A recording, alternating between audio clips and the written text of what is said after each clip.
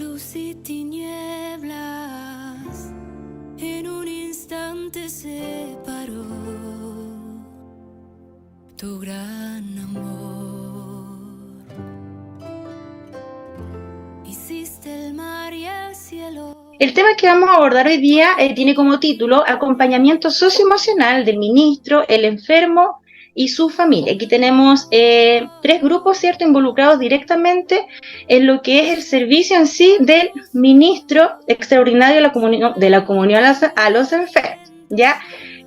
Vamos a partir entonces con nuestra primera diapo. Ahí sí, les voy a presentar la secuencia de esta formación. Vamos a ver en una primera instancia los aspectos generales referidos al área socioemocional. Vamos a continuar con la experiencia de los ministros extraordinarios de la comunión a los enfermos. Y finalmente vamos a cerrar viendo algunas herramientas para el autocuidado y el acompañamiento en la enfermedad. ¿Ya? Esa va a ser las tres dimensiones que vamos a poder abordar hoy día.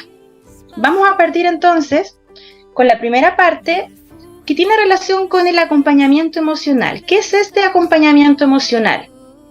Cuando vemos la imagen ahí podemos suponer que el acompañamiento emocional tiene que ver con el vínculo, con el contacto, con el estar con la otra persona, pero nos vamos a dar cuenta de que es mucho más que eso. La verdad que para que haya un acompañamiento emocional no solamente necesitamos el tacto o sentir que la otra persona está junto a nosotros, y no necesariamente tiene que ser una sola persona, se puede hablar de un grupo de personas, ¿cierto?, que dan este acompañamiento a la persona. Pero además de este contacto físico o de esta contención que uno puede recibir del otro, se necesitan otras herramientas que son las siguientes. Necesitamos aquí, a ver, déjenme ver, pero justo me queda tapada la... Ahí, voy a correr para allá. Bien, necesitamos incluir, ¿cierto?, en este acompañamiento emocional la escucha activa. Cuando hablamos de escucha activa es algo que va mucho más allá de escuchar lo que la otra persona en situación de enfermedad me puede estar diciendo. Significa que yo escucho, pero al mismo tiempo comprendo lo que él o ella me quiere decir, qué es lo que me quiere contar, qué es lo que me quiere informar, qué es lo que me quiere expresar. A partir de esa escucha activa podemos dar lugar a lo que es la empatía, este concepto que hemos escuchado muchas veces y que llega a ser algo poético en la vida del ser humano, y cuando todos decimos, no, yo soy súper empática, me pongo en el lugar del otro. Y la verdad es que la empatía va mucho más allá de ponerse en el lugar del otro. Es sentir cómo está sintiendo el otro, es vivir cómo está viviendo el otro, y eso nos da lugar a que de alguna forma podamos contener, empezar recién a contener las emociones de las personas. Ahora aquí hicimos un apartado que dice emociones negativas, ya, porque muchas veces se nos es más fácil contener las emociones que son positivas, porque algo que ojalá todos pudiéramos vivir a cada rato y ojalá todos los días. Pero aquí sucede algo con las emociones negativas, que generalmente uno le quiere hacer el quite. Y cuando nos encontramos con alguna persona que esté pasando por alguna situación compleja, inmediatamente se nos provoca un problema porque a veces no tenemos las herramientas, ni siquiera la comprensión o la intención de entender por qué esa persona está teniendo, ¿cierto?, una emoción negativa. Cuando logramos aceptar de que la persona, el otro, tiene instancias en donde puede presentar estas emociones negativas, recién vamos a poder validar las emociones del otro. ¿Ya? Recién cuando aceptamos de que la otra persona necesita este espacio para poder desahogarse, vamos a poder validar las emociones. Y ahí estaríamos cumpliendo de alguna forma lo que propone este concepto tan bonito que es de la empatía. ¿Ya? Cuando logramos eso, de alguna forma podemos ofrecer respuestas que puedan explicar la emoción que está sintiendo la persona. Por lo tanto, el tema del acompañamiento es un vínculo que no solamente tiene que ser físico, sino que también tiene que ser a través de las palabras, a través del lenguaje verbal. Ahora, las preguntas que facilitan el acompañamiento emocional, les voy a mostrar aquí algunas que son como guías para nosotros poder de alguna forma relacionarnos con las otras personas, ¿ya? La primera, cuando uno se ve en una situación así de poder preguntar a la otra persona cómo se siente, cuando uno se da cuenta de que hay una persona que lo está pasando mal, uno lo primero que hace es preguntarle cómo estás o cómo te sientes, ¿ya? Pero a veces nos quedamos en esa primera pregunta nomás y a veces pasa que la persona nos puede decir, sí, estoy más o menos, incluso no se podemos responder, ay, qué bueno, porque estamos como acostumbrados a que ojalá las personas todas nos digan, sí, estoy bien, ¿ya? Ahora, esa pregunta del cómo te sientes debería ir seguida por la pregunta que dice, ¿sabes por qué te sientes así? Y estas dos primeras preguntas tienen relación con que uno las puede aplicar con las emociones que son positivas y las emociones que son negativas. Porque a veces uno cuando está en un momento de alegría, uno se siente alegre, pero también es importante reconocer por qué uno se está sintiendo alegre. O lo contrario, cuando uno está pasando por una situación de enojo, o de ira, o de miedo, también es importante saber por qué nos estamos sintiendo así. Lo que sucede es que generalmente nos quedamos en estas dos primeras preguntas y no avanzamos más allá para poder llegar al fondo del acompañamiento emocional. Cuando terminamos de preguntar, ¿sabes por qué te sientes así? Deberíamos dar lugar inmediatamente al cómo te gustaría sentirte, seguida por quién puede ayudarte. Con estas dos preguntas que tenemos acá, el cómo te gustaría sentirte, el quién puede ayudarte, inmediatamente le estamos dando oportunidades, estamos generando redes de apoyo para la persona que está en situación de dificultad emocional. Ya con las dos primeras preguntas lo que hacemos es que la persona pueda buscar en sí misma, introspectivamente, respuestas a su malestar o a su condición. Con las dos siguientes lo que hacemos es generar, ¿cierto?, ampliar estas redes, ya que la misma persona sea capaz de poder identificar qué redes o qué situaciones o qué personas son las que pueden ayudar para que pueda mejorar la condición en la que se encuentra. Y finalmente la última pregunta dice, ¿qué necesitas para sentirte mejor? Y esta es una pregunta más profunda, porque en el fondo lo que hace es involucrar aquellas preguntas que son más introspectivas con aquellas preguntas que de alguna forma nos hacen pensar en nuestro entorno, ¿ya? Es la pregunta que articula lo personal con lo comunitario. Son muchos, me pasé de largo, ahí sí. Son muchos los estudios, ¿cierto?, que afirman que la inteligencia emocional es clave para el bienestar de las personas. Y aquí entran mucho los conceptos del autoconocimiento, de la regulación emocional, la empatía. Todo esto se dice que afecta positivamente en el bienestar psicológico de los individuos, pero no debemos olvidarnos de que cada uno de nosotros es único e irrepetible.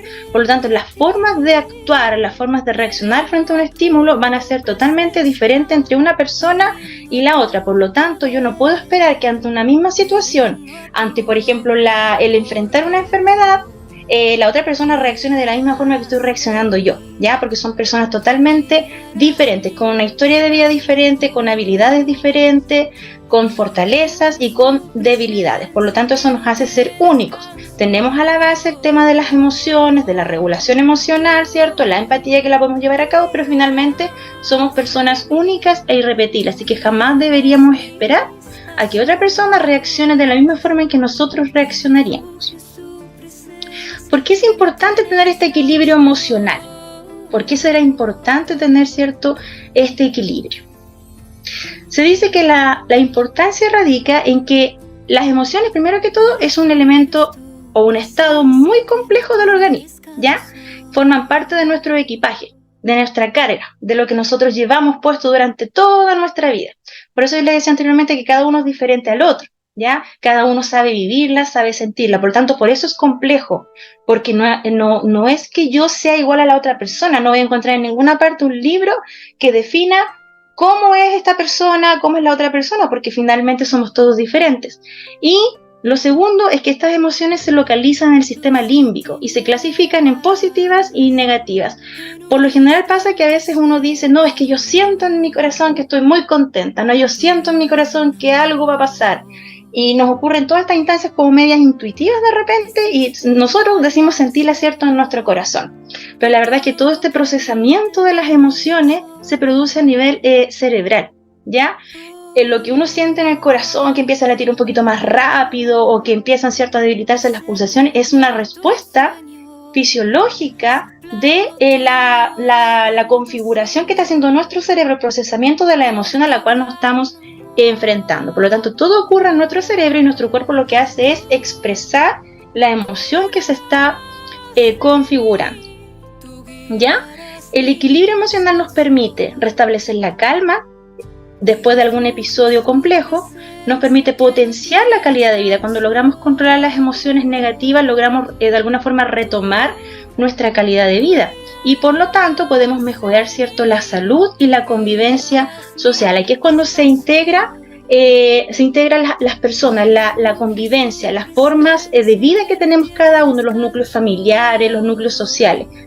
Cuando logramos esa estabilidad o ese equilibrio, de alguna forma va mejorando esta salud, que es personal, ¿cierto?, pero también vamos contribuyendo a la salud emocional del que me rodea.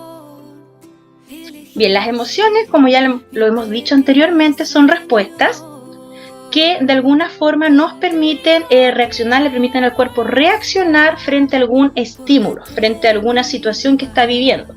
Por lo tanto, también son parte de nuestra adaptación al entorno. Existen muchos autores, muchos estudios que hablan acerca de las emociones, definen las emociones, identifican las emociones, y muchos estudios también que hablan acerca de la educación emocional. Ya la educación emocional tiene que ver con un tema como más preventivo. Y está todo enfocado generalmente como en la primera infancia, en la etapa en la que los niños empiezan como a descubrir estas primeras emociones, pero debemos comprender de que las emociones es algo que nos acompaña durante toda nuestra vida. Desde el momento en que nacemos ya estamos experimentando las primeras emociones.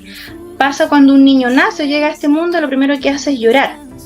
Y llora porque en el fondo se enfrenta al miedo, al miedo por lo desconocido. Estuvo 9 meses, ¿cierto?, viviendo en una casita en donde lo tenía todo, y finalmente llegó el momento en que tuvo que salir de esa casita sin entender por qué, y se encuentra en este mundo, ¿cierto?, y por eso los bebés lloran, porque se enfrentan a la vida pero con miedo, porque desconocen, es algo que nos pasa a todos nosotros. Cuando nos vemos enfrentar a alguna situación nueva o desconocida, nos genera miedo, ¿ya? Lo mismo ocurre en el sentido cuando una mamá siente llorar a un bebé, por ejemplo. Yo creo que varios hemos escuchado cuando dicen, no lo tomes en brazos porque se te va a acostumbrar a los brazos, déjalo que llore. Ya, ningún bebé, ningún niño va a llorar porque quiera llorar y porque tenga la conciencia de que así va a estar, ¿cierto?, todo el día en brazos de la mamá. Lo que pasa es que a través del llanto también va regulando esa desadaptación que le da el estar solo, ¿ya? A través del llanto lo que hace ese bebé es pedirle a la mamá que esté con él, pero no porque quiera estar en brazos y quiera que la mamá no haga nada de lo que tiene que hacer, sino simplemente porque ahí es donde encuentra tranquilidad o calma, ¿ya? Daniel Goleman lo que hace es establecer 6 tipos de emociones, que son las emociones básicas. Son básicas porque en el fondo todos las experimentamos y tienen en común la parte fisiológica del cuerpo, ¿ya? Se dice que todos reaccionamos al miedo con una misma característica en el rostro: la tristeza, la ira, la alegría, la sorpresa y la aversión o el asco. Todos tenemos algo en común. Cuando a nosotros nos da asco, generalmente ¿qué cara ponemos? Hacemos nada, ¿cierto? O cuando tenemos miedo, fruncimos el ceño, o cuando tenemos tristeza, ¿cierto?, se caen nuestros pómulos y la mirada se inclina hacia abajo. Entonces algo que es en común, es un lenguaje común, ¿ya? Lazarus lo que hace es integrar el concepto de emociones ambiguas. Estas emociones ambiguas lo que hace es tomar 2 emociones y convertirlas finalmente en una. Por lo tanto están asociadas las emociones negativas con las positivas y dan lugar a una. Por ejemplo, aquí está súper clarito cuando nos dice que aparece como emoción ambigua la compasión y la esperanza. La compasión se produce cuando se combina el sufrimiento, que es una emoción negativa, con el amor, que viene a ser una emoción positiva. Sentimos compasión ante una persona que está sufriendo y por la que también se siente o se despierta amor. Por otro lado, la esperanza lo que hace es que se siente cuando uno lo está pasando mal, pero de alguna forma tiene la confianza en que lo va a superar. Por lo tanto, aquí también vemos esta combinación de tener una emoción negativa junto a una positiva. Y finalmente Vizquerra lo que hace es agrupar estas emociones básicas y clasificarlas, ¿ya? Utiliza las emociones positivas que tienen que ver con el amor, con la alegría, con la felicidad, que la felicidad pasa después de ser, ¿cierto?, un sentimiento ya cuando la alegría es sostenida en el tiempo. Las emociones negativas, que son el miedo, la ira, la tristeza, el asco, la ansiedad, que generalmente son las que nos impiden de alguna forma ir avanzando en nuestra vida diaria, lo que nos retiene a que podamos seguir avanzando o encontremos este equilibrio emocional. Las ambiguas, que ya la hemos nombrado, que son aquellas en donde se mezcla una emoción negativa con una positiva, como lo es la compasión y la esperanza. Y finalmente tenemos las emociones que son sociales, morales, que tienen que ver con el conjunto de creencias que hay en un grupo social. y con la capacidad que tiene el ser humano de hacer bien, de hacerle el bien a la otra persona, ¿ya? De respetar a la otra persona. Bien, las emociones provocan una respuesta en el ser humano y nos vamos a dar cuenta de que aunque sean positivas o sean negativas, siempre nos van a enseñar algo. Las emociones están para enseñarnos algo, ¿ya? Cuando experimentamos la tristeza, lo que estamos haciendo es darle lugar a la introspección y a esa reconciliación, pero con nosotros mismos. Es una emoción que nos permite reconectarnos con nosotros mismos. Cuando estamos en el estado de tristeza, estamos súper vulnerables. Estamos muy sensibles a todo lo que ocurre a nuestro alrededor. Por lo tanto, es la instancia que tenemos para poder hacer este stop, este alto y ver qué es lo que hemos hecho por nosotros mismos que hace que nos estemos sintiendo tristes en este momento. El miedo lo que nos va a provocar es la oportunidad de tener esta protección ante el peligro. De alguna forma el miedo lo que hace es anticiparme, ¿cierto?, al peligro y cómo yo poder controlar de alguna forma esa situación de peligro. Es una respuesta de defensa. La ira lo que hace es autodefendernos, nos insta a autodefendernos. Cuando reaccionamos con ira ante algo que nos provoca rechazo o nos provoca ese desequilibrio emocional, lo que hace el cuerpo, procesado primeramente obviamente por el cerebro, es provocar una respuesta de autodefensa. La alegría nos permite tener un pensamiento más flexible. Cuando estamos en un estado de alegría, estamos en ese estado de poder comprender de que todo lo que tenemos a nuestro alrededor es hermoso. Empezamos a valorar todo lo que tenemos a nuestro alrededor cuando estamos en un estado de alegría. Somos capaces de ver lo bueno que tiene la vida, lo lindo que tiene el mundo y somos muy agradecidos por lo que podemos vivir. Eso lo experimentamos cuando estamos en ese estado de alegría. Por eso es un pensamiento flexible, ya porque es algo más amplio, va mucho más allá de la instancia de estar alegre en el momento. Tenemos la emoción de la sorpresa que nos permite focalizar los imprevistos. O sea, cuando yo tengo un estado de sorpresa me permite estar de alguna forma alerta.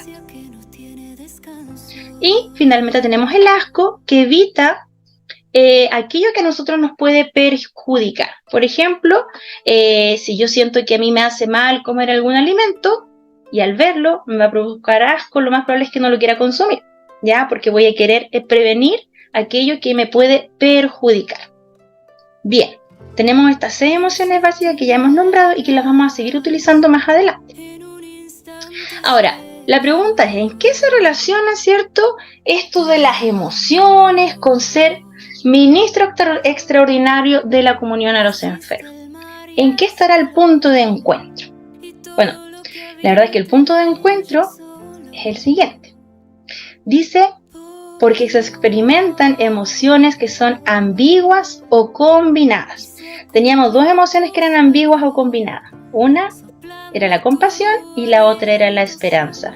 Cuando el ministro extraordinario de la comunión de los enfermos actúa, lo hace a través de una dimensión de compasión y a través de una dimensión de esperanza. Se necesita tener compasión y se necesita tener esperanza para poder llevar a cabo, ¿cierto?, este servicio de llevar la comunión a los enfermos. Sin compasión sería muy difícil poder ejecutar el rol o la función que se le ha encargado, y aún más si no tenemos la esperanza, ¿ya?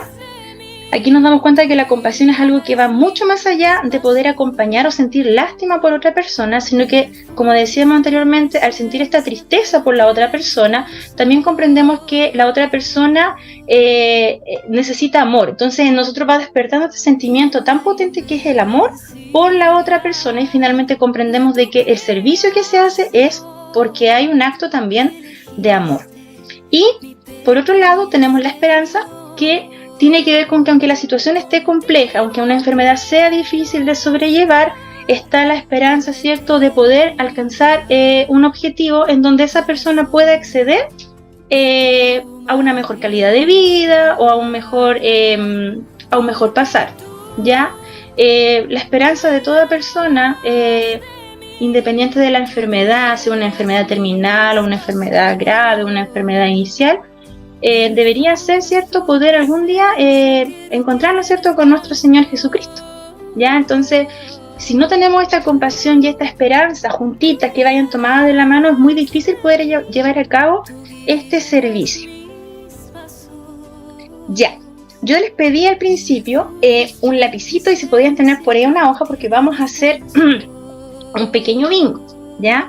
La verdad es que yo para poder desarrollar este tema lo que hice fue contactar a los ministros extraordinarios de la comunión a los enfermos, pero de mi parroquia, ¿ya? Fue una cuota por conveniencia porque los tenía más cerquita, la verdad.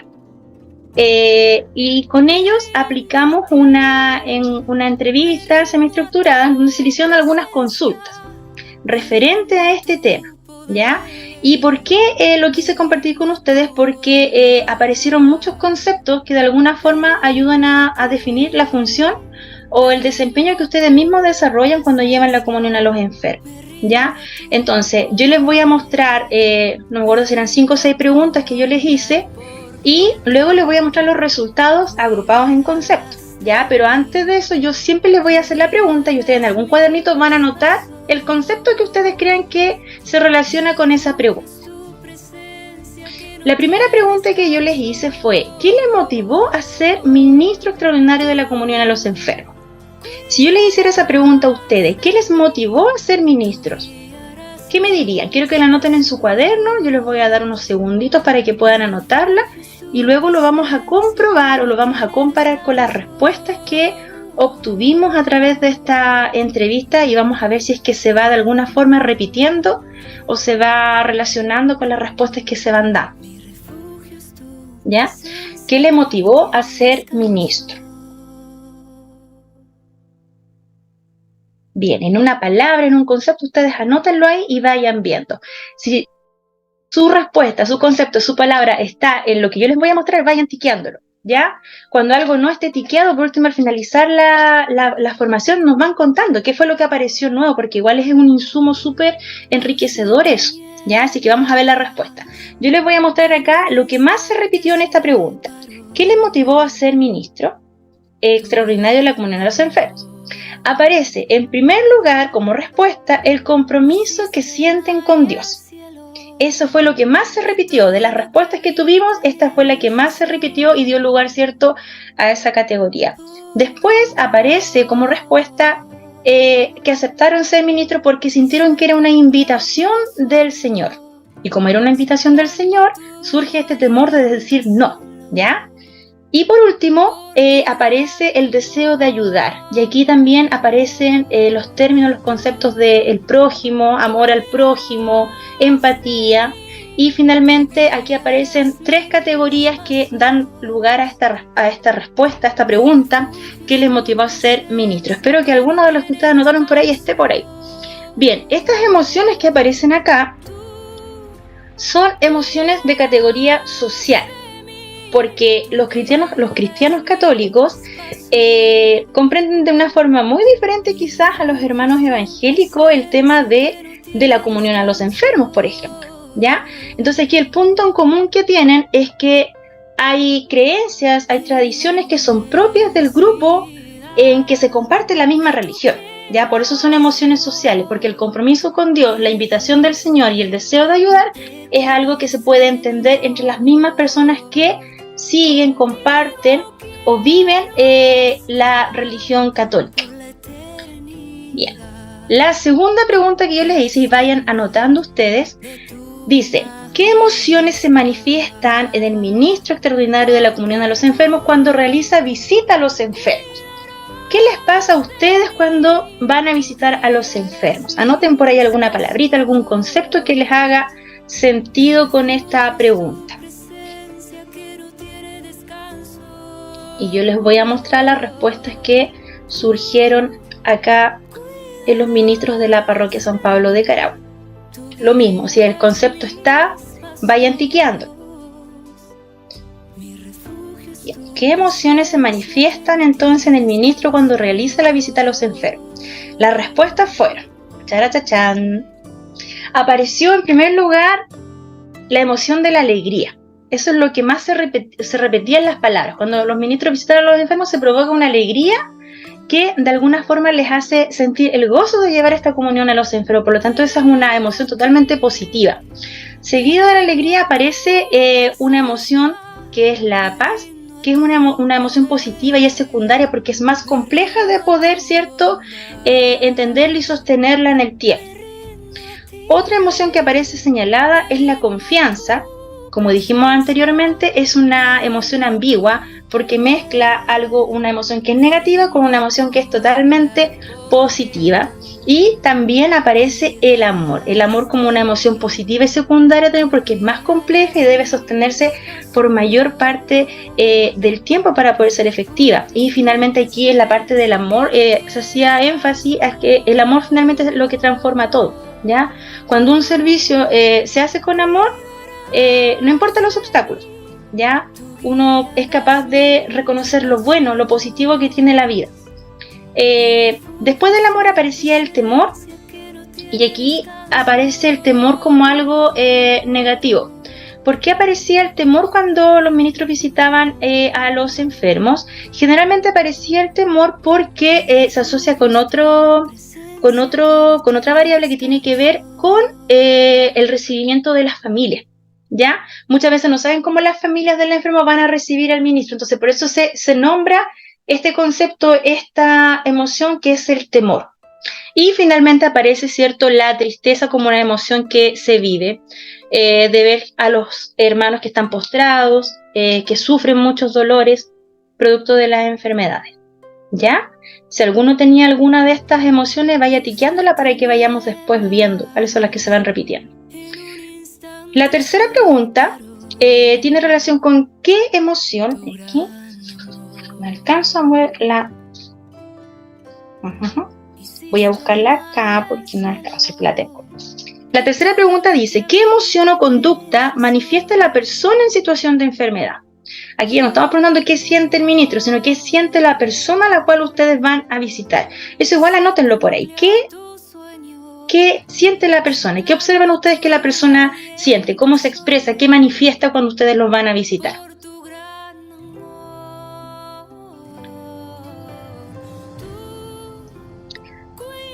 Las respuestas que aparecieron acá son las siguientes. En primer lugar, se observa que las personas manifiestan un descanso, ¿ya? Descansan al recibir, ¿cierto?, la comunión. Y el tema del descanso pasa a constituir una emoción moral, porque tiene que ver con el bienestar propio de la persona, ya como un derecho, como algo que es vital para ello. Todos necesitamos descansar. Entonces, lo que observan es que al momento, ¿cierto?, de entregar la comunión, se provoca este descanso en la persona. Aparece también señalada la alegría, que hemos dicho es una emoción positiva. Aparece la seguridad en la persona cuando recibe la comunión. Aparece el respeto. Hay personas que respetan mucho, ¿cierto?, esta instancia, este vínculo que tienen con la visita del ministro a sus hogares. Aparece el agradecimiento, aparece la esperanza, y pocas veces se puede ver un poco de indiferencia en la persona que está recibiendo la comunión. Y esta indiferencia se manifestaba en el sentido de que muchas veces está el rechazo hacia la enfermedad que se está padeciendo o a la situación que se está viviendo, ¿ya? Así que estas son las emociones que aparecían en esta pregunta. Vamos a pasar a la siguiente. Dice: ¿qué conductas o emociones se observan en las familias de las personas enfermas? Ahora estamos hablando de las familias. Ya revisamos lo que pasaba en los ministros, revisamos lo que pasaba en la persona enferma, pero ahora vamos viendo qué emociones presentan las familias de las personas enfermas. Vayan anotando por ahí y vamos a ir viendo cuáles son las que se van repitiendo.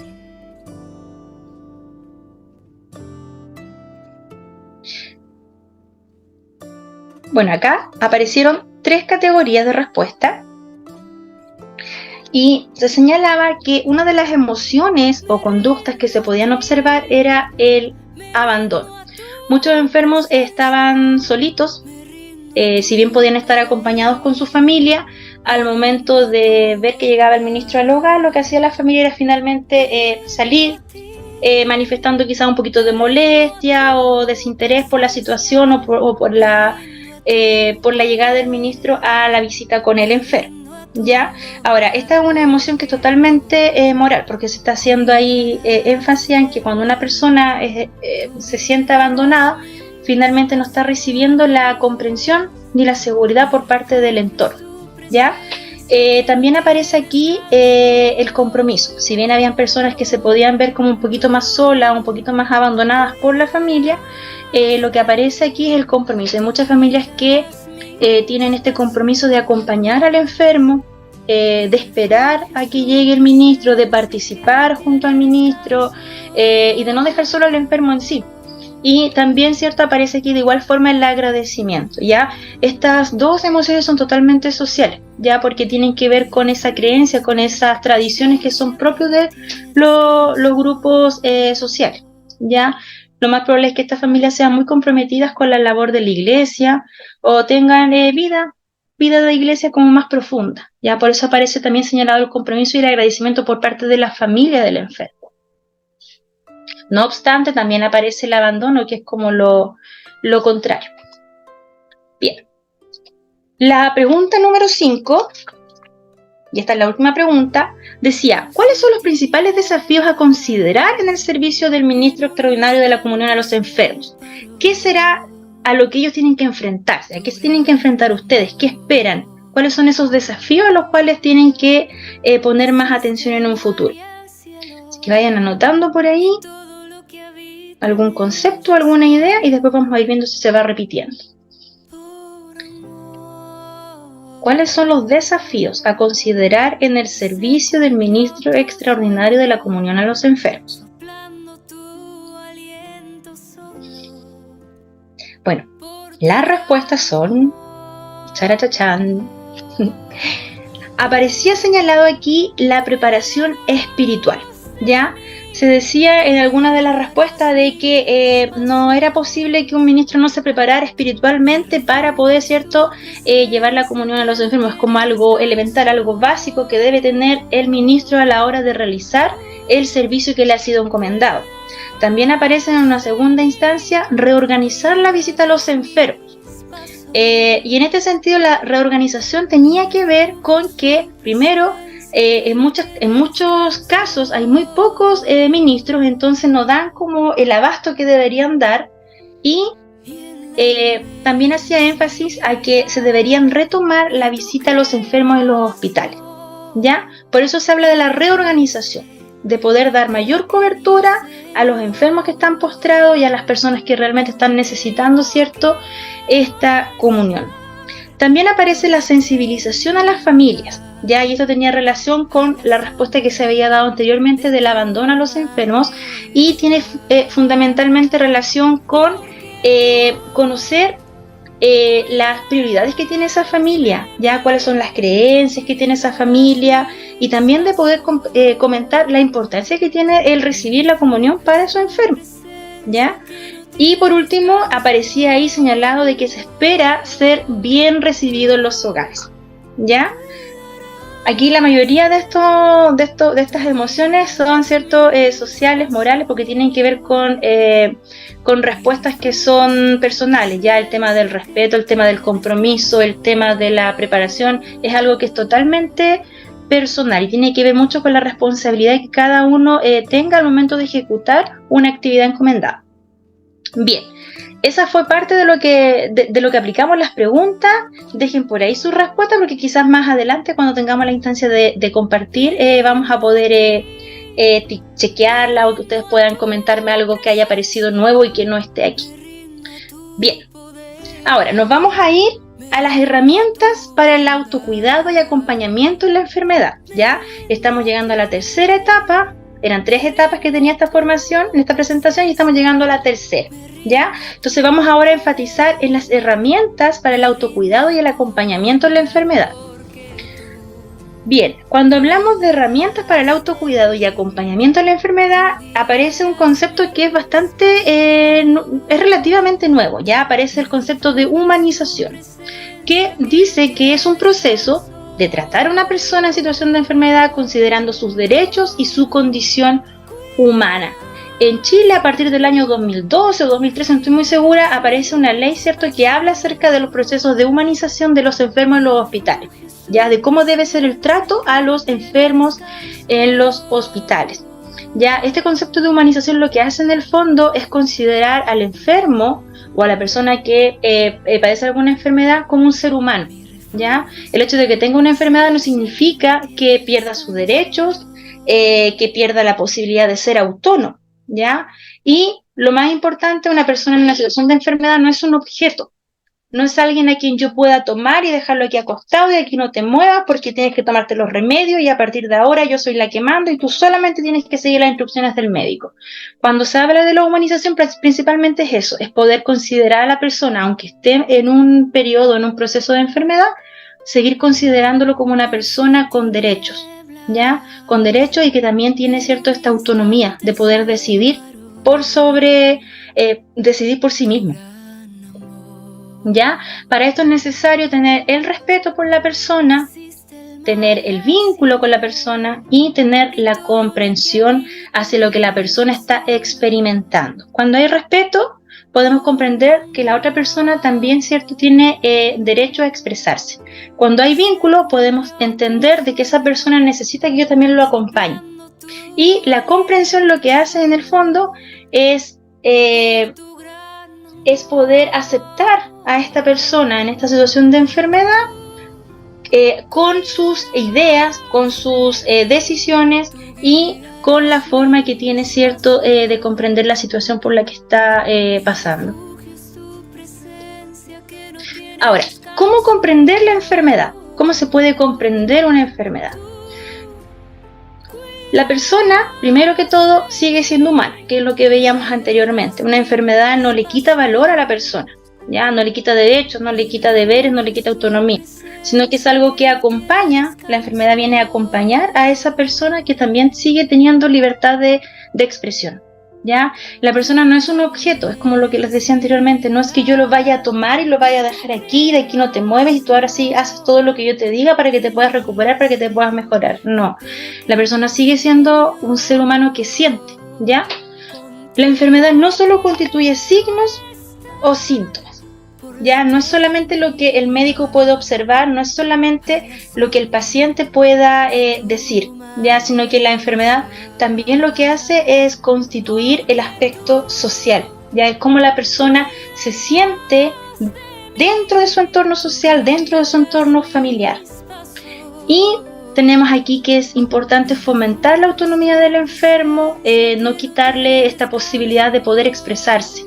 Ya la libertad de expresión debe ser permitida, debemos comprender cuando esta persona quizás sienta alguna emoción negativa, porque en el fondo cargar con una enfermedad o cargar con un diagnóstico lo que hace es venir a desestabilizar ese equilibrio emocional que tenía una persona, es adaptarse a una nueva vida. Entonces es necesario poder comprender estas emociones que la persona está viviendo y muchas veces van a ser emociones negativas, ¿ya? La presencia y la participación de la familia aquí también es fundamental e involucra todo lo que hemos dicho anteriormente, que aquí el respeto debe ser algo totalmente transversal y en la persona enferma o en la familia que cuida a un enfermo es importante determinar o tener claro que no hay reacciones que sean buenas o malas, ¿ya? Es súper complejo cuando uno se enfrenta a la enfermedad de un familiar y no sabe cómo cuidarlo o no sabe qué hacer para que esté mejor. Entonces a veces surgen estas culpabilidades o estos pensamientos de no estarlo haciendo bien, de que quizás me equivoque cuando lo estoy cuidando o de que a lo mejor no soy apto para cuidar a un enfermo, etcétera. ¿Ya? Es un proceso que involucra la participación de la familia o de la persona que esté inmediatamente cercana a esa persona y también involucra al enfermo. Por lo tanto, a nivel sistémico de familia van a producirse muchos cambios. Entonces, estas reacciones que sean buenas o que sean malas es algo que va a ir, ¿cierto?, avanzando en el tiempo y debe haber respeto por las reacciones que también se puedan tener. Y el equilibrio entre lo individual y los demás, que es lo que tiene relación con lo anterior, que en el fondo es buscar este punto de encuentro, ¿ya? Tratar de comprender muchas veces cómo estas emociones negativas afectan la calidad de vida de la persona, pero también comprender de que también afectan a la persona que está alrededor, ¿ya? Bien. Lo que debemos evitar ante una situación de enfermedad. ¿Qué deberíamos evitar cuando un familiar, una persona cercana está enfermo? O los mismos ministros cuando visitan a un enfermo. ¿Qué deberían evitar? Deberíamos evitar en cualquier contexto de enfermedad la sobreinformación. Esto pasa mucho cuando uno tiene síntomas, Uno empieza a decir, no, es que me duele el estómago, me está doliendo mucho la cabeza, estoy haciendo cosquillas, todo eso. Entonces hay una sobreinformación en el sentido de que uno muchas veces comete el error de meterse a la Wikipedia, y esta doctora Wikipedia lo que hace es asustarnos, porque en el fondo uno mete un par de síntomas e inmediatamente arroja cáncer, ¿ya? Entonces la doctora Wikipedia, la verdad, no es una muy buena consejera en estos casos, porque lo que hace es provocar una alerta en la persona y muchas veces ni siquiera está cerca de llegar a padecer una enfermedad. Entonces la sobreinformación no es algo que beneficie a la persona que se siente enferma o que está padeciendo alguna enfermedad, ¿ya? Es importante no ser autorreferente, en el sentido de que muchas veces por querer ayudar, y uno comprende que es por una buena intención, uno le dice al enfermo, no, si todo va a estar bien, yo tengo un amigo que pasó por lo mismo que pasaste tú y se recuperó, o no, si yo tengo un caso cercano en donde la persona tenía el mismo cáncer que tenías tú y después se le pasó, ¿ya? Eso es ser autorreferente. Eso también tenemos que evitarlo, porque un caso va a ser diferente al otro caso, ¿ya? Entonces no tiene mucho sentido que a esta persona le lleguemos comentando eso. Invalidar las emociones, aquí es un aspecto que también se debe evitar. Cuando la persona, si le preguntamos cómo te sientes, por qué te sientes así, todas las preguntas que dimos al inicio, que eran necesarias para poder comprender esta etapa de enfermedad, si no validamos las emociones, la verdad que no tiene mucho sentido. Pero si yo le pregunto a una persona cómo te sientes y esa persona me dice tengo miedo, estoy asustada, y yo le digo ya, pero no tengas miedo, si todo va a salir bien, tienes que tirar para adelante, tienes que pensar positivo, la verdad que estoy invalidando las emociones, porque en el fondo la persona sabe realmente por qué me está diciendo que siente miedo, ¿ya? Y el miedo lo va a sentir efectivamente porque se está enfrentando a algo que es desconocido, y el que se está enfrentando a algo que es totalmente desconocido es la otra persona, no soy yo. Por lo tanto, no puedo yo invalidar lo que la otra persona está sintiendo en el momento. La enfermedad como sinónimo de muerte. Muchas veces aparecen ciertos diagnósticos que inmediatamente uno reacciona de manera negativa y dice, no, aquí me muero porque Dios me abandonó, porque Dios me hizo esto, y por qué me tuve que enfermar si yo no me quiero morir, etc. ¿Ya?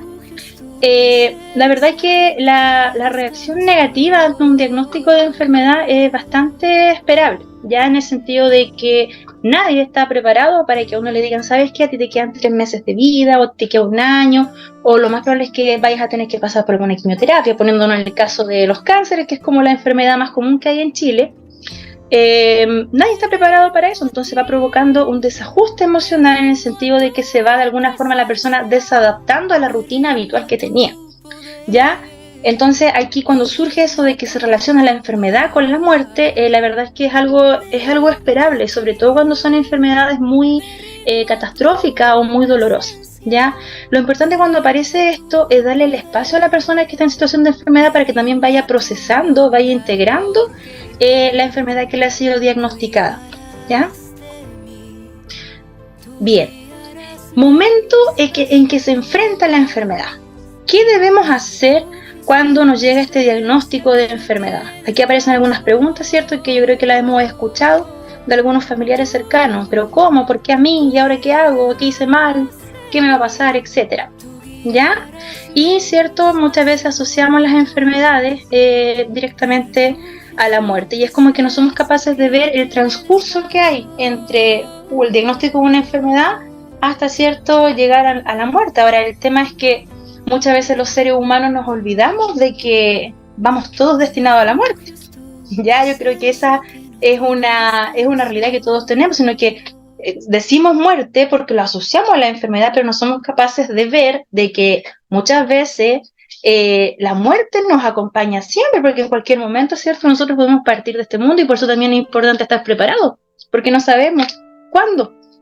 Ya, entonces no solamente la muerte va asociada a una enfermedad, siempre debemos estar preparados. Ahora, la enfermedad, como dice acá, es cierto como enfrentarse a la muerte en sí, pero para nosotros los cristianos la muerte no debería asustarnos, ya no debería asustarnos, porque finalmente la muerte lo que hace en el fondo es acercarnos de alguna forma a lo que hemos predicado siempre, de conocer, ¿cierto?, a Jesús, de llegar, de la resurrección y todo eso. Entonces muchas veces en nuestro plano, en nuestra dimensión terrenal, humana, caemos en este temor de que finalmente le tenemos miedo a la muerte, cuando nos detectan alguna enfermedad, pero también es porque muchas veces nos quedan, tenemos cosas pendientes que solucionar, que hacer, y en ese sentido el ser humano es súper bueno para ir postergando las cosas. Ya el ser humano lo que tiene es que cree que tiene toda la vida para poder hacer las cosas, y lo que no sabemos, lo que no recordamos es que nuestra propia vida también tiene un tiempo límite. Entonces, cuando decimos expresiones como, no, lo voy a hacer mañana, no, más adelante voy a hacer ese viaje, no, más adelante voy a salir con mi familia, no, mañana hago esto, lo que estamos haciendo es dejar todo al futuro. Y lo que no entendemos es que finalmente el futuro no existe, ¿ya? Lo único que tenemos claro o la certeza es que tenemos un pasado, porque nosotros vamos construyendo un pasado. Todo lo que vivimos ayer y lo que vivimos hoy día durante el día ya es pasado. Entonces, lo que hacemos es construir un pasado, y llegando, ¿cierto?, a ese momento de quizás partir de este mundo, nos vamos a dar cuenta de que en el fondo hicimos muchas cosas, pero dejamos de hacer otras porque nunca llegamos a alcanzar ese futuro. ¿Ya? Entonces, la idea es que sobre lo que ya hemos construido, y esto independiente de tener una enfermedad o no, ojalá uno nunca esperara a tener una enfermedad para poder reflexionar sobre lo que ha hecho y lo que no ha hecho, ¿ya? La idea es que constantemente estemos en ese ejercicio de revisar qué es lo que hemos hecho por mí y qué es lo que hemos hecho por el resto, por los demás, para que no llegue ese momento en que nos veamos enfrentados y que en algún momento de la vida ya no vamos a tener más tiempo, ¿ya? Entonces la idea es que llegado el momento podamos ser capaces de mirar hacia atrás y decir, sí, hice lo que yo quería hacer, cumplí mis metas, cumplí mis sueños, cumplí mis anhelos, solucioné los problemas que tenía con mi familia, perdoné, sané mi corazón, etcétera, ¿ya? Ahora, la reflexión como cristiano frente a la enfermedad tiene relación un poco aquí. Esperen, ahí sí. Con comprender que la muerte es el final, pero es el final de esa vida terrenal. Dios nos da la posibilidad de poder llegar a este mundo, ¿cierto? Y vivir, pero vivimos también una vida que es terrenal. Y la muerte lo que hace en el fondo es ponerle fin a esa vida terrenal. Pero no debemos olvidar que cuando morimos, lo que hace nuestro cuerpo, que es terrenal, es quedarse en la tierra, pero de alguna forma libera el alma que tenemos dentro. Por lo tanto, cuando una persona muere, lo que hace es liberar el alma, ¿ya? Y nosotros a eso tenemos que darle énfasis, a nuestra alma. ¿Dónde va a llegar nuestra alma a descansar? Porque nuestro cuerpo es solamente un envase que nos acompaña. Poner énfasis es en eso, en qué va a pasar con nuestra alma llegando el momento, ¿cierto?, de partir. Nuestras vidas están medidas por el tiempo. Cambiamos, envejecemos, ¿cierto?, como todo ser vivo, y aparece la muerte como terminación normal de la vida. La muerte es un proceso normal, es un proceso natural al que todos estamos llamados en algún momento de la vida. No va a haber nadie que se vaya a escapar de este proceso, ¿ya?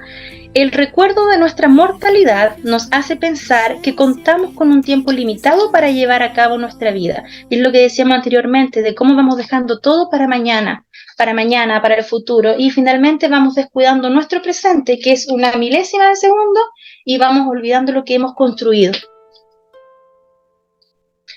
Para resucitar con Cristo es necesario dejar este cuerpo para ir a morar cerca del Señor. O sea, no podemos pretender encontrarnos con el Señor si no damos el paso a la muerte, ¿ya? No deberíamos tenerle miedo a la muerte en ese sentido, porque de lo contrario, ¿cómo vamos a llegar a cumplir aquello que hemos anhelado como cristianos desde siempre y todos los días? La esperanza está ahí, en Cristo, en resucitar junto a Jesús, ¿cierto? La muerte fue transformada por Cristo. Jesús, el Hijo de Dios, sufrió también la muerte propia de la condición humana. La obediencia de Jesús transformó la muerte en bendición. Cuando Jesús muere, ¿cierto?, cambia la muerte en sí y ya pasa a considerarse como una bendición. Es el punto en el cual nos podemos encontrar con Jesús. En la muerte de alguna forma nos abre esta puerta para que nuestra alma, ¿cierto?, pueda acercarse más a lo que es la presencia misma de Jesús. Cuando uno le tiene miedo a la muerte, en el fondo, o si le tenemos mucho miedo a la muerte, lo que vamos a hacer como cristianos es alejarnos de esta promesa tan bonita, ¿cierto?, que deberíamos tener presente. Todos los días de nuestra vida deberíamos estar preparados para enfrentar ese momento y llegar a la presencia misma de Jesús. Ya, estos conceptos que aparecen aquí, estas ideas que aparecen acá, la verdad que las podemos ver y las podemos analizar y nos podemos dar cuenta de que en el fondo son herramientas que nos pueden permitir reflexionar junto a la persona que padece alguna enfermedad.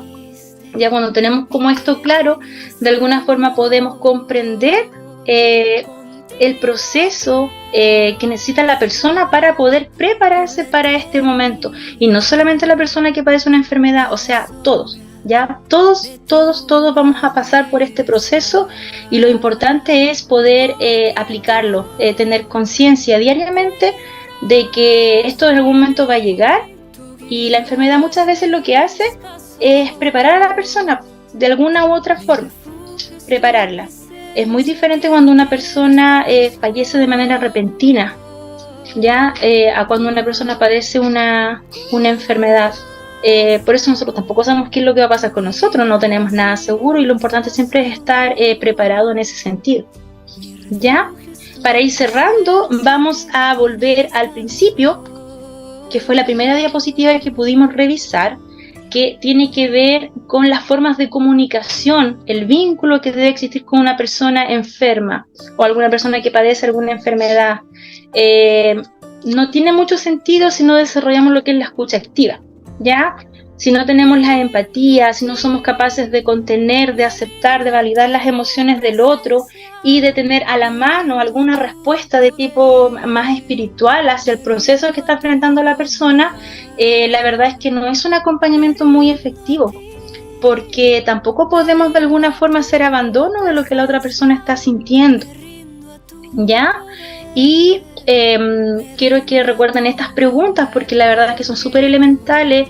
No quedarnos con la pregunta de cómo te sientes, ya, sino que seguir avanzando, tratar de llegar más allá en estas preguntas, que de alguna forma lo que hacen es poder lograr que la persona logre conectarse consigo misma, de poder comprender de que hay redes de apoyo a nuestro alrededor, y darle la esperanza de que hay cosas que puede lograr para poder sentirse mejor. Ya le da esta actividad, esta autonomía de querer hacer cosas por sentirse mejor, y el querer hacer estas cosas por sentirse mejor lo que hace es darle movimiento a la persona y que no quede reducido a un simple objeto, ¿ya? Y así poder, ¿cierto?, acompañar la enfermedad de mejor manera, transitar por el camino de la enfermedad de mejor manera, ¿ya? Y creo que ahí estamos, sí. Muchas gracias por su atención. Muchas gracias. Estamos esperando las preguntas de la asamblea. Después dice: gracias por una exposición clara y muy interesante. Gracias por su tiempo. A lo mejor Imperial quiere, ya que puede ahí. Por acá, bueno, voy a subir el volumen del micrófono para que puedan compartir. Nos están solamente dando las gracias.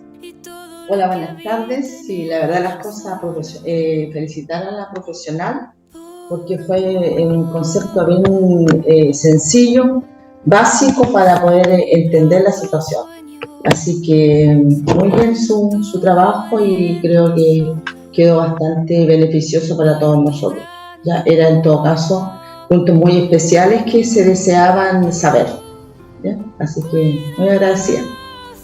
Gracias.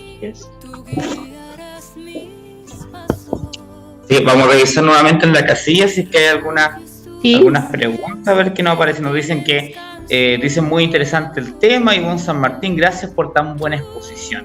Así que por ahí también alguien le comenta, ¿cierto? Muy bien, Daniela, nuestra futura ministra, le dicen por ahí. Dicen: agradecer por el tema de Daniela, muy pedagógico, muy interesante, bendiciones, excelente presentación, gracias, muy atingente al rol y misión de nosotros los meses. En los puntos 4 y 5, dice aquí, en el 4 muchas veces indiferencias, dice, pero en la mayoría mucha alegría. Nuevamente ahí comentan: gracias por esta excelente, completa y clara exposición. Dice: agradecer a la señorita psicóloga y poder compartir que en el hospital se está necesitando meses los días domingos. después de la pandemia bajó mucho la cantidad de ministros y dice que se juntan los días domingo a las 8:30, lo dice Erika Gutiérrez. Así que por ahí agradece, muy completa la presentación, el conocer y saber de las emociones es muy positivo. Así que también ahí le mandan los saludos dicen de la comunidad de San Francisco, de Lautaro, también dicen muy agradecida de la exposición y que estuvo todo muy claro, muy interesante, dicen por acá también, todo lo tratado en este tema. Gracias por la exposición y la explicación de todos los aspectos relacionados. Así que dice, en el punto 5 se dan diferentes casos según enfermedad. Creo que, bueno, resumiendo también, tomando todo lo que comentan aquí, bastante atingente, bastante cercano a la realidad, sobre todo de ustedes los ministros, que es lo que le toca vivir con cada persona, y no olvidar también, ¿cierto?, el sentido de humanidad, que no visitamos un artículo, no un objeto, sino que estamos visitando a las personas. Así que con la última comentario que dice, sería interesante el tema sobre el autoconocimiento para una próxima formación, dicen ahí, desde Viña del Mar, la parroquia Jesucristo Misionero. Y dice, muchas gracias a Daniela, mi motivación para ser ministro extraordinario de la comunión fue ver la necesidad en los hospitales, que no habían católicos acompañando enfermos y ellos pedían rezar y recibir al Señor. Agradecemos entonces los comentarios de las personas que se pudieron conectar, porque sabemos que hacen el esfuerzo y el sacrificio de formarse.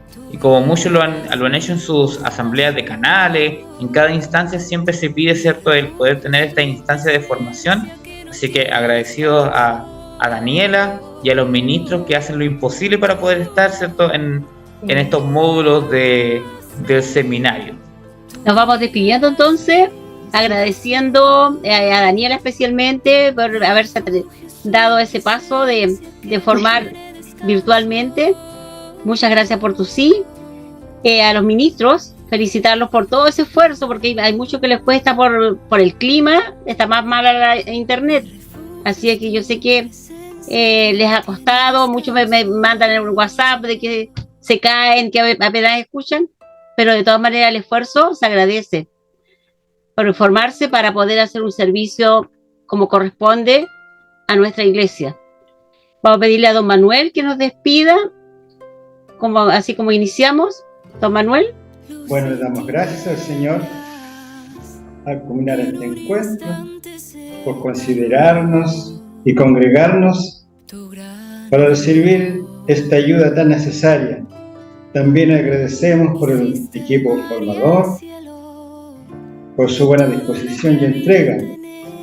Confiamos nuestros servicios en tus manos, Señor, y también en las oraciones e intercesión de nuestra Madre y Madre nuestro Señor, la Virgen María Santísima, para que seamos oradores servidores, sencillos, humildes.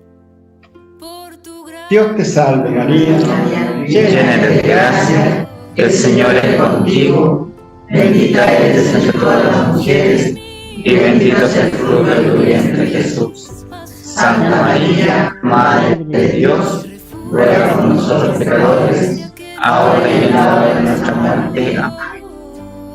Bien, el Señor esté con ustedes. Con tu espíritu. La bendición de Dios Todopoderoso, del Padre, del Hijo y del Espíritu Santo, descienda sobre cada uno de estos participantes. Amén. Amén. Muchas gracias. Michael, que despides tú desde Imperial. Sí, muchas gracias. Bueno, decíamos al principio, ¿cierto?, como dueños de casa, agradecer a Daniela. Hemos estado en varias instancias también de formación, agradecer a los ministros, como acá, bueno, pusimos la camarita porque representando a todos los ministros que también tenemos en la diócesis, sabemos que hacen el esfuerzo, como decíamos hace poquito, de estar reunidos en los salones de las parroquias para no faltar a esta instancia. Así que le mandamos un abrazo muy grande y bueno, a instarlos, ¿cierto?, a seguir formándose, porque son quienes nutren el corazón de la iglesia visitando a nuestros hermanos que más necesitan. Así que nos despedimos entonces, un abrazo muy grande. Muchas gracias. Nos estaremos viendo ya en el próximo módulo, ¿cierto? Sí, el próximo miércoles a las 8 de la noche. Nos vemos de nuevo. Muy buenas noches. Buenas noches, gracias. Tú guiarás mis pasos, Mi refugio es tu presencia que no tiene descanso.